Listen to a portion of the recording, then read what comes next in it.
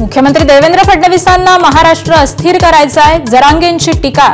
तर दुकानं पाणी फडणवीसांच्या आदेशानेच बंद केली, पण गोंधळ करू नका, मनोज जरांगेंचं आंदोलकांना आवाहन।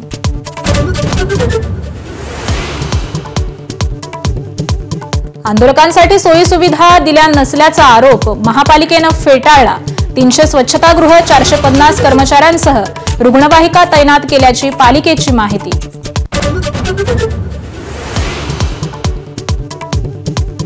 मनोज जरांगे हा शरद पवारांचा सुसाईड बॉम्ब, भाजपचे आमदार संजय केनेकर यांचं वादग्रस्त वक्तव्य।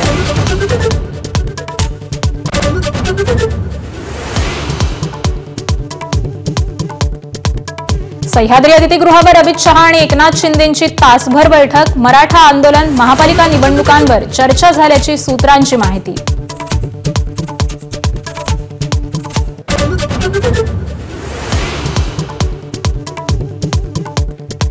जरांगेंच्या आंदोलनानंतर आता ओबीसी महासंघही आक्रमक। आजपासून नागपुरात ओबीसी महासंघाचंही साखळी उपोषण।